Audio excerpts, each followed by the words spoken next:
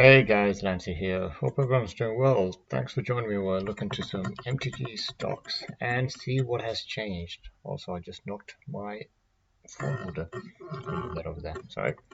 Alright, so first card is Gravestorm from Odyssey, 3 black for an enchantment. At the beginning of your upkeep, target opponent may remove a card from his or her graveyard from the game.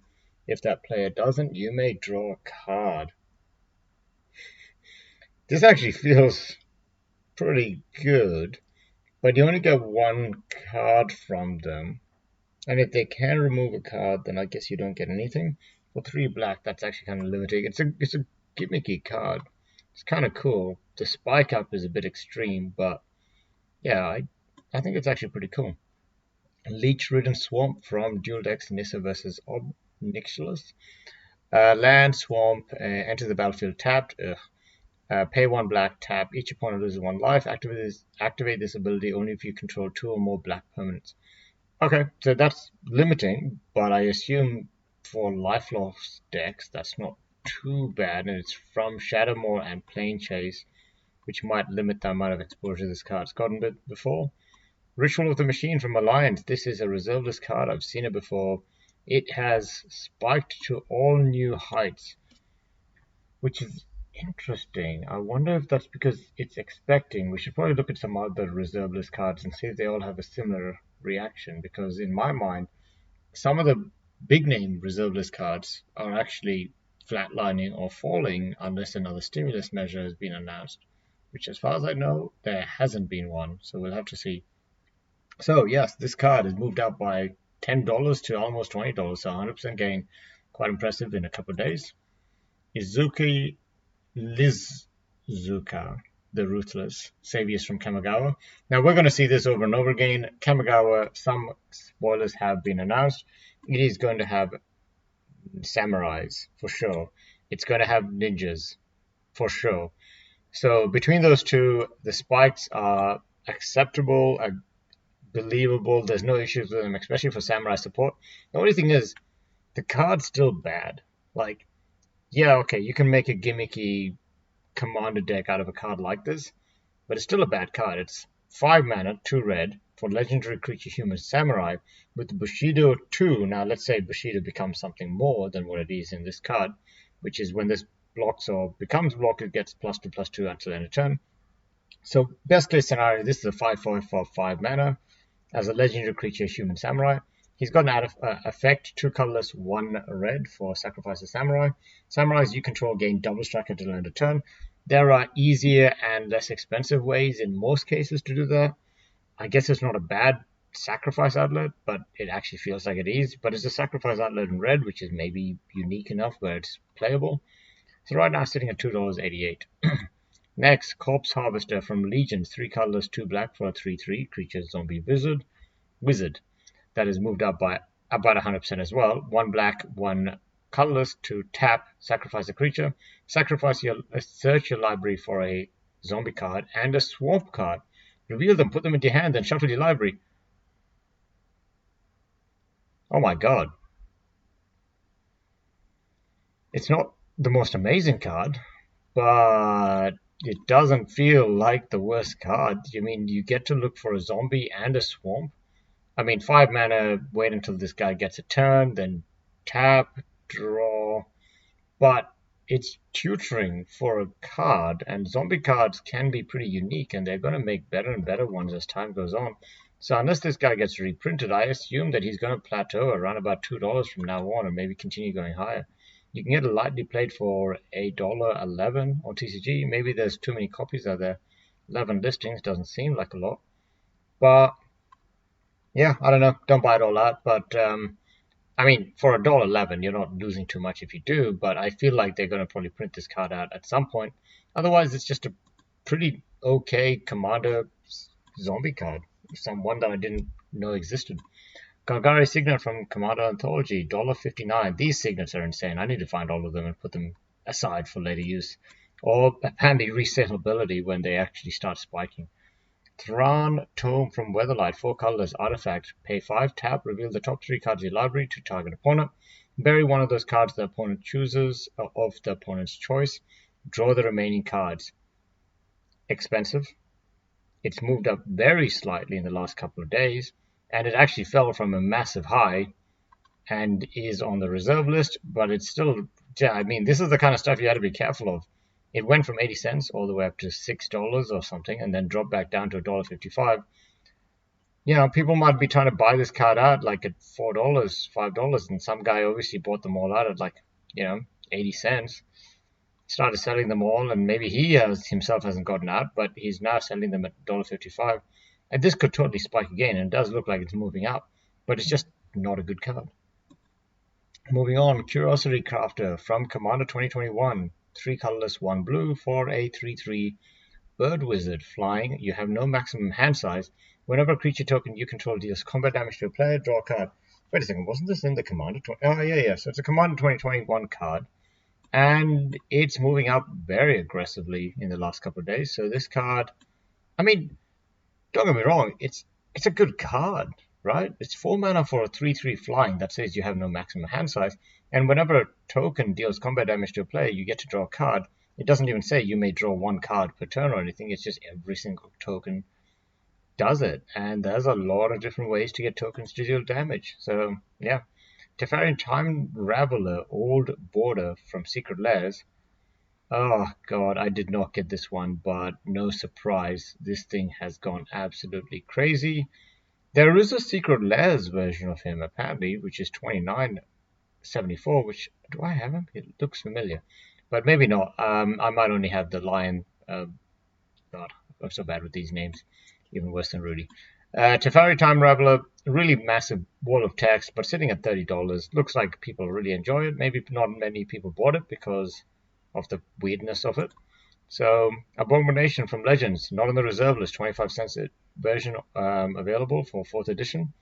$1.70, still moving or flatlining around. Legends card, really creepy art. You can figure out if you value it enough to buy it. Howling Mine, 9th edition, now sitting at $7.25. Now, my question is, yes, it looks like all of them have been moving up pretty consistently for the last couple of months. So, Howling Mine, apparently people like them in their commander decks, and it is true that Howling Mines literally lets you always make sure that you draw a second card. So if you have a deck that does something on your second card, then easy to colorless piece that you can add. Kaija, the Tide Star Arcash. I've got all of these, and I didn't realize that they're going to spike up. But $2.47 to now sitting at $4.96, maximum $8. Yeah, it's all of them are probably going to go up. They probably already have gone up. This is the one that got picked up. It's a good card. It's just not that amazing anymore. It was extremely good back in the day. Outbound Crusher from Plane Chase. 4 colorless for a Juggernaut artifact. It's got Trample. It's got Modular 1. And whenever another artifact enters the battlefield, you put a +1/+1 counter on the Crusher. Okay, yeah. I feel like I have this card somewhere. I just never thought it was that good. But maybe I should dust it off and see if it keeps climbing. Right now it's sitting at around about $3. Alarion from Arabian Nights. Flatlining, it's from Arabian Nights, not on the reserve list. There's a 75 cents version of him. He's probably okay, but it's just that it feels like this was a bit of a pump and then it started selling back down pretty fast, and now we're just waiting to see if it pumps back up, which has just got a little tiny spike in the last couple of days. Call to the Grave from Scourge. 4 colorless, 1 black for an enchantment. At the beginning of each player's upkeep, that player sacrifices a non-zombie creature. At the end of the turn, if no creatures are in play, sacrifice Call to the Grave. I think this is pretty cool. It's gimmicky, art's cool. It's not the best card. It's just something that you can put in a zombie deck and just flavor. It's for flavor. Oh, Phage, the Untouchable. Cool art. False Cure from Onslaught. Massive spike. 2 black for an instant. At the end of turn, whenever a player gains life, the player loses 2 life for each 1 life he gained. Ouch. I mean, this is very specific deck hate. Your friend must have won with like that. You have 40 life. You now win the game card a lot in your gain a life in his gain a life deck.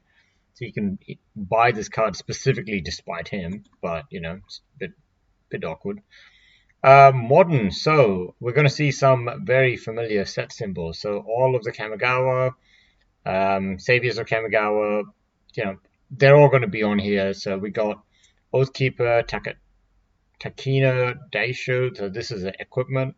It's not that bad, but I mean, it's gone up by 308%. So this card was like $4 or something, and now it's up by 308%. So you be the judge. I don't think I have this one. Konda, Lord Eiju, 5 colorless, 2 white for a 3/3 indestructible vigilance Bushido 5 samurai. Actually, he never felt that bad. It's just that you don't want him as your commander. It's too damn expensive. Actually, he's expensive anyways. Indestructibility doesn't really matter when there's enchantments. They just get him off the field anyways. But $21, a 333% increase. I think I might actually have him. Iso Enlightened Bushi, Bashi. Can't say it properly. 2 colorless, 1 green for a 2/1 legendary creature human samurai. It cannot be countered. It's got Bushido 2, and it's got 2 regenerate target samurai. This is the best card in this list that I've seen currently. It is actually a good samurai support card in Commander. Kentaro the Smiling Cat, 1 colorless, 1 white for a 2/1 Bushido 1.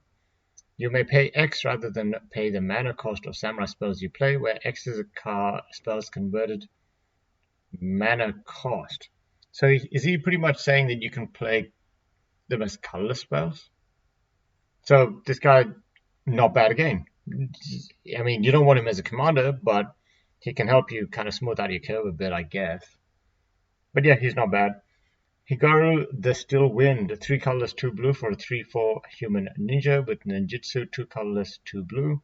Whenever Hijiru deals combat damage to a player, you may search your library for a ninja card, reveal it, and put it into your hand. If you do, shuffle your library. 2 target ninja is unblockable this turn. Yes, it's a good card. Opal Eye, Konda's Yojimbo, 1 colorless, 2 white for a 1/4 Fox Samurai. Bushido 1 and Defender. Tap. The next time a source of your choice would deal damage this turn, that damage is dealt to Kondo instead. Pay 1 blue. Prevent the next 1 damage that will be dealt this turn. No. It's a gimmicky card, but no. Besieger, who shelters all. Yes, this is actually a really good card anyways. So it goes up by 9%, but it's just a good card. Plenty of other reasons why it can go up. Tarmogoyf is on the list, going up by 5% to $55.99. Let's see if Tarmogoyf is now bottomed. And Blood Moon moving up to $25. I thought that was a Secret Layers with Blood Moon, but maybe people just don't buy them anymore. Or maybe there's not enough being bought, because yeah, that was 100% of Secret Layers with Blood Moon, and I think it's still open right now. So if you guys want to pick this up in a Secret Layers for maybe cheaper, because I think $25 is kind of the price point, like Secret Layers is just a bit more expensive than that for the non-foil. See how that goes, but maybe it was more expensive than that in my mind. The biggest drops, nothing more than Goblin King dropping down by 50%, and I sit at $9.35. Tarmogoyf looks like he has, oh god, $200 to now sit at $56. I need to zoom in a lot. I mean, it's hard to tell. Like, he might have bottomed out, but $56 is still quite a bit for that card. So we'll see how it goes, and it's still a good card, yes. Blood Moon, on the other hand, bottomed out a couple of months ago, and was sitting at $13.80. Now sits at $36, and then a big drop off to $25. We'll have to see if it goes down any further. I'm expecting it to continue going down because I'm 100% sure there's a Secret Lair with Blood Moon in it. But maybe not enough people have bought it, or not enough people know about it, or everyone's burnt by just how many stuff they have to buy this year. God damn. Okay, so moving on to Pioneer, nothing interesting. 16% gain for Polymorphist Jest, but that's just $4.30.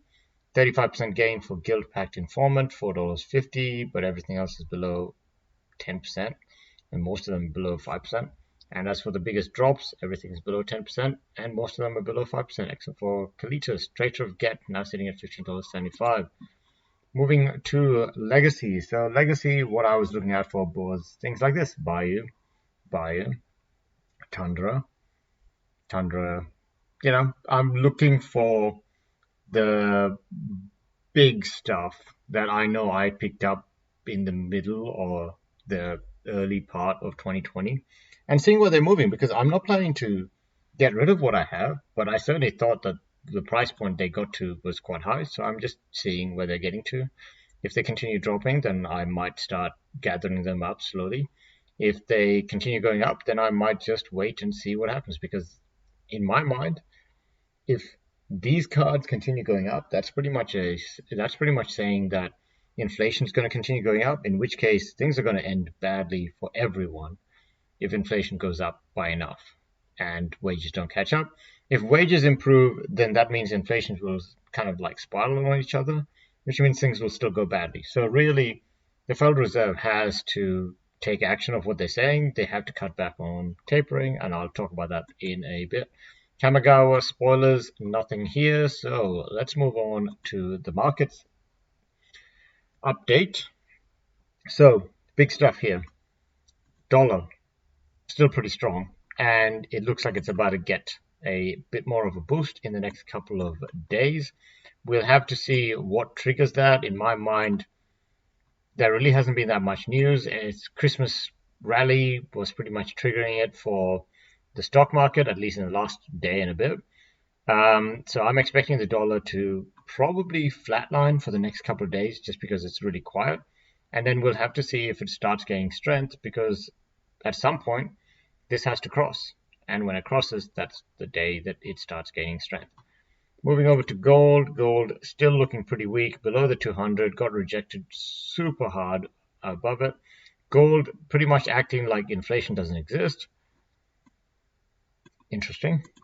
VIX is above 20. VIX is the volatility index for the S&P 500, which means that the more the VIX spikes up, the more likely the S&P 500 is to drop.